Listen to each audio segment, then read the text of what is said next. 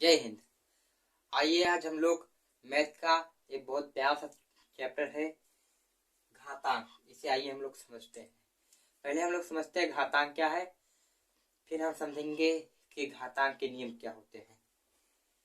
यदि किसी संख्या पूर्ण संख्या ये को यम बार गुणा किया जाए तो गुणनफल ये का यम घात प्राप्त होगा।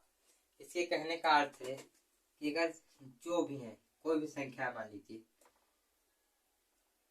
3 गुणे 3 गुणे 3 गुणे 3, एग्जाम्पल है, आप लोग देखते चलिए।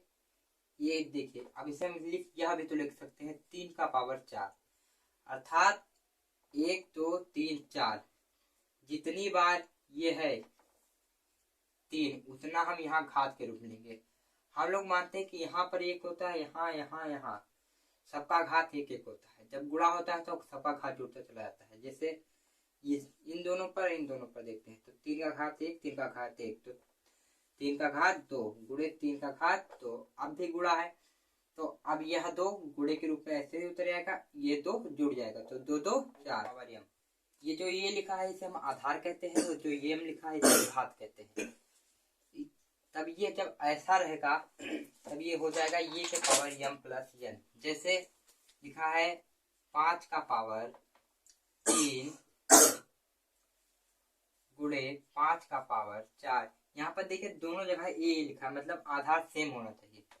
तो ये बराबर हो जाएगा ये का power m plus n 3 plus 4, जिसे हम कहते हैं 5 का पावर 7। यह आप लोग को समझ में आया। अब देखते हैं हम दूसरा रूल कहता है ब्रैकेट में a का पावर m ब्रैकेट बन n।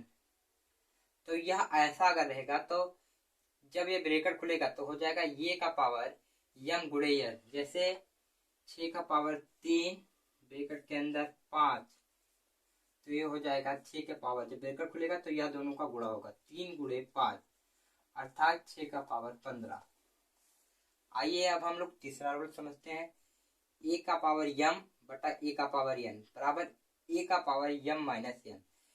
इनके कहने का अर्थ अगर 6 का पावर 5 है बटा 6 का ही पावर, देखिए आधार बेस समान होना चाहिए, a का पावर 4 है तो यह बराबर हो जाएगा 6 का पावर 5 माइनस 4, जिसे कहते हैं 6 का पावर 1। अब देखिए ये का पावर 0 इक्वल 1। अब इसके कहने का अर्थ है जितनी भी बड़ी संख्या हो, मान लीजिए 999 है, अगर इसका पावर 0 है तब यह 1 के ही समान है।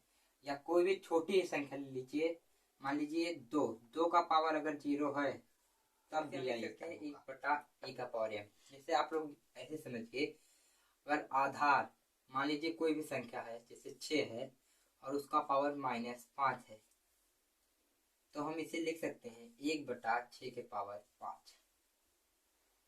और जैसे कोई संख्या है लिखा है 6 बटा 5 के पावर 3। अब देखिए यहाँ पर आधार भिन्न भिन्न हो सकते हैं लेकिन बेस वही होना चाहिए। तब इसे हम लिख सकते हैं 6 का पावर 3 बटा 5 का पावर 3। कोई दिक्कत? यहाँ अब आगे देखते हैं 1 बटा b का पावर m माइनस में, तो हम इसे लिख सकते हैं b बटा a का पावर m। कैसे? जैसे लिखा है 4 बटा 5 का पावर -6, तो इसे हम लिख सकते हैं 5 बटा 4 का पावर 6। यहाँ पर आपको कुछ नहीं करना है, यहाँ पर बस आपको जो हर है उसे अंश बना देना है, जो अंश है उसे हर बना देना है।